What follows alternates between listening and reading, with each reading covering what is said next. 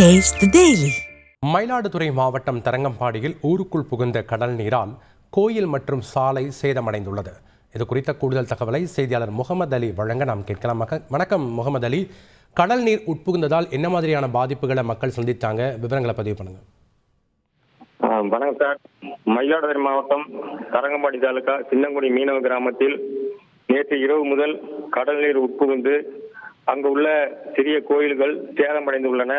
குறிப்பாக அவங்க குலதெய்வமாக கொண்டாடும் வீரன் கோவில் ரொம்பவும் பாதிக்கப்பட்டது.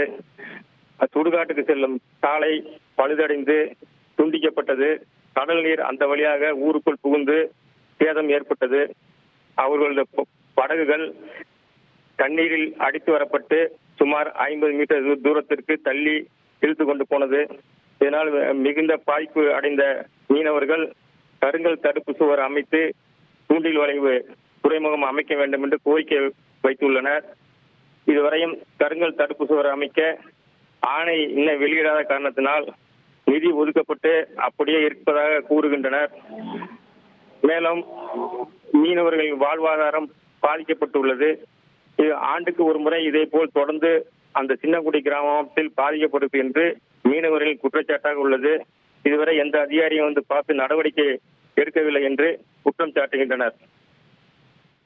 நன்றி முகமது அலி, உங்களுடைய தகவல்களுக்கு.